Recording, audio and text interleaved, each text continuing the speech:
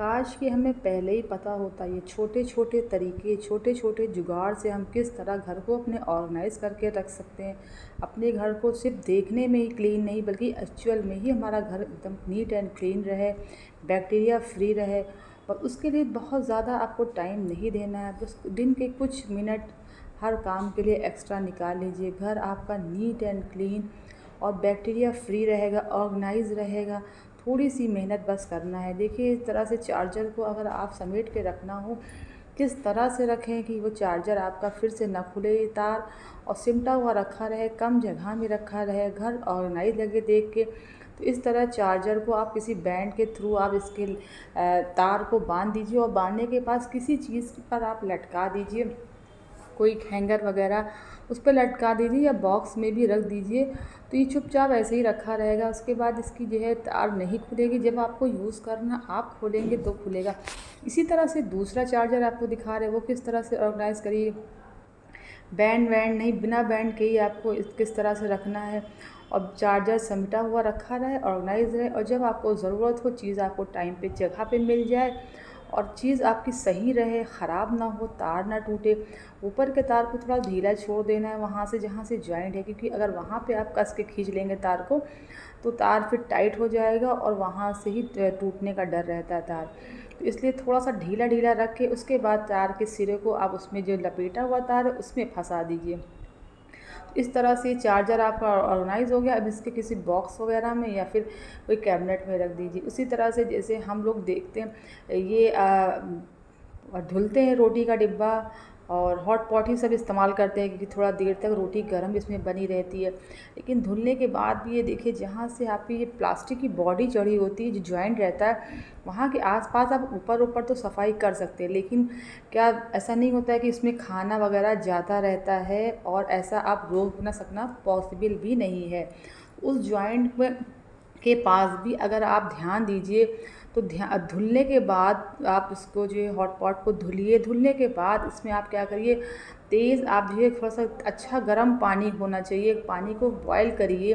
और बॉयल करने के बाद देखिए इसमें क्या करना है जिससे ये बिल्कुल बैक्टीरिया फ्री रहे ना, जो है सिर्फ देखने में ना साफ़ हो बल्कि असलियत में ही इसमें सफाई होना चाहिए। इसमें बैक्टीरिया कहीं से भी नहीं पनपना चाहिए। जितना पॉसिबल हो उतनी तो आप सफाई कर ही सकते हैं। जब नहीं पॉसिबल होता है तो वहाँ पर ऐसे ही छोड़ दिया जाता है, लेकिन ये पॉसिबल है। तो इसमें तेज़ गरम पानी आप डाल दीजिए। जहाँ तक जॉइंट है स्टील और प्लास्टिक का जहाँ मिल रहा है वहाँ तक तो भरना है। और उसके बाद इसमें क्या करना है, छोटा सा काम, कोई ज़्यादा खर्च नहीं, घर में रखी होती हैं ये सब चीज़ें।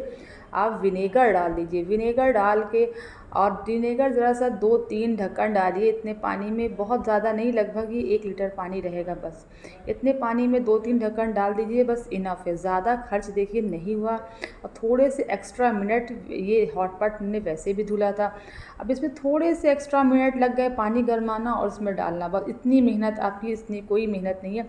अब इसे ढक के छोड़ दीजिए 1 से 2 घंटे के लिए। अगर रात में धुल के रख रही हैं तो रात भर छोड़ दीजिए। उसके बाद सुबह इसका पानी निकाल के सादे पानी से खंगाल लीजिए और ये बढ़िया आपका तैयार है, बैक्टीरिया फ्री। इसी तरीके से पानी, अभी हमने ऑयल बॉयल किया है, इसे हमें और क्लीनिंग की ज़रूरत पड़ती, तो घर में रखा हुआ सोडा है और सिरका है, ये दोनों चीज़ें क्लीनिंग के बहुत काम होती। अब हमें अगर ये चीज़ खाने में नहीं, सोडा और सिरका 2 चीज़ ऐसी हैं जिसे घर पे ज़रूर से रखा करिए। अगर हमें नहीं भी ज़रूरत होती है खाने पीने डालने के लिए तो भी इसको हम मंगाते रहते हैं जब भी मेरा ख़त्म हो जाता है। उसके बाद ये वॉश बेसिन वगैरह होता है, इसमें खूब तेज़ गर्म पानी और सोडा सिरका मिला हुआ डाल दीजिए। इसकी नाली कभी भी चोक नहीं होगी। एडवांस में ही सब डालता रहा, महीने 2 महीने में सब करते रहा करिए, कभी भी नाली चोक नहीं होगी। इसी तरह से ये हमने आपको दिखाया था, ये प्याज को हम जो है किस तरह से रखते हैं, स्टोर करके रखना होता है 2-4 महीने के लिए जब।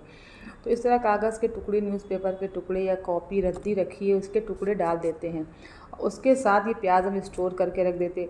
लेकिन इसको हम ऐसे ही नहीं छोड़ देते हैं कि आपने रखा 3-4 महीने, इसको देखना ही नहीं है, बल्कि बीच बीच में, अभी कम से कम हमने इसको 1 महीने के बाद इसको फिर से हम चेक कर रहे हैं और सारे प्याज एक एक हम करके चेक कर रहे हैं। और ये ज़्यादा मेहनत का काम नहीं कि महीना 2 महीने में, थोड़ा सा एक्स्ट्रा टाइम निकाल के अगर आप कर लीजिए तो आपका पैसा भी बचता है, नुकसान होने से बचता है।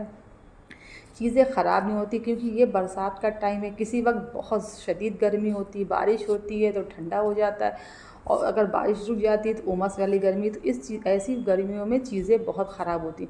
उसके बाद हमने क्या किया था, बास्केट को निकाल के अच्छे से धुल कर इसको धूप में सुखाया पूरा दिन। सुखाने के बाद अब फिर से इसी बास्केट में हम ट्रांसफ़र कर देंगे। इस बास्केट में हम क्यों ट्रांसफ़र करना, क्योंकि इसमें नीचे से भी अच्छे से होल हैं और चारों तरफ भी होल हैं, तो इससे इसमें हवा अच्छी तरीके से पास होती रहती है, जिससे जो है कोई सब्ज़ी वगैरह ख़राब नहीं होती, प्याज वगैरह ख़ासकर।